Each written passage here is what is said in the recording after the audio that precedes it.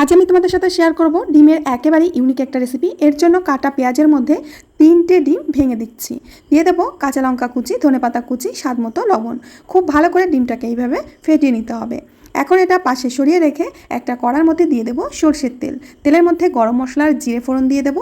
এগুলো ভালো করে ভেজে নিয়ে একটা কুচনো পেঁয়াজ দিয়ে দেবো। পেঁয়াজটাকে একেবারে এরকম লাল লাল করে ভেজে নিয়ে এর মধ্যে দিয়ে দেবো আদা রসুন বাটা, হলুদ গুঁড়ো, ধনিয়া গুঁড়ো, জিরার গুঁড়ো, লঙ্কার গুঁড়ো। সমস্ত কিছুকে খুব ভালো করে কষিয়ে নিতে হবে।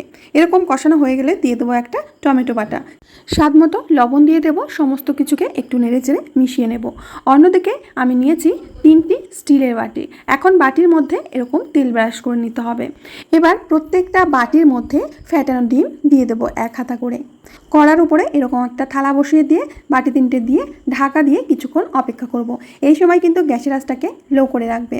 এদিকে আমাদের মশলাটা নিচে কষা হয়ে গেছে আর ডিমগুলো সিদ্ধ হয়ে গেছে। এবার কষানো মশলার মধ্যে জল দিয়ে দিচ্ছি আর এদিকে বাটি থেকে ডিমগুলো কেটে প্রত্যেকটাকে 2 ভাগে ভাগ করে নিয়েছি। এখন গ্রেভির মধ্যে ডিমগুলো দিয়ে দিচ্ছি। ভালো করে নেড়েচেড়ে মিশিয়ে ঢেকে আবারও রান্না করে নিয়েছি 5 মিনিট। সব শেষে এর মধ্যে দিয়ে দেব গরম মশলা আর ধনেপাতা কুচি। মিশিয়ে নিলেই হয়ে যাবে দুর্দান্ত স্বাদের ডিমের রেসিপি। রেসিপিটা কেমন লাগলো অবশ্যই কমেন্ট করে জানাবেন।